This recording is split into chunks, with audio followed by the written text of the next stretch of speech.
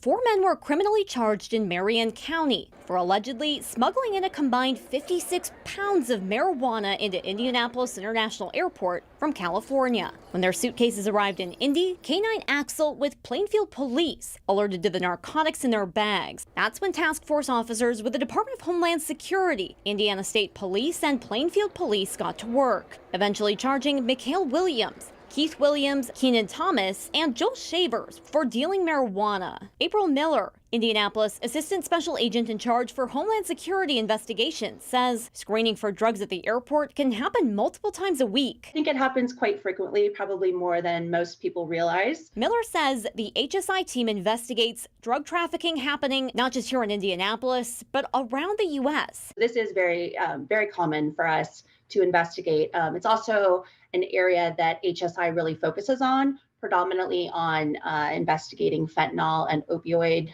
types of narcotic seizures and smuggling that are happening here in the area. Miller says all suitcases go through a standard process at the airport. And that could mean your bag gets a quick sniff from a canine. If the dog alerts to narcotics, the HSI team comes in.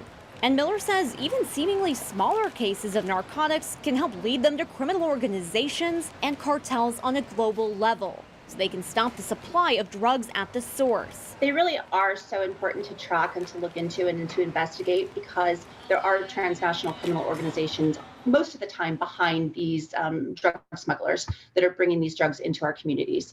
And, that's really what our focus is. We are trying to tackle the organizations that are profiting off of this type of smuggling. She says this work is critical to holding dealers and suppliers accountable while getting harmful, even deadly drugs off the streets. We want to keep our communities safe, and we want to prevent illicit narcotics from entering our communities.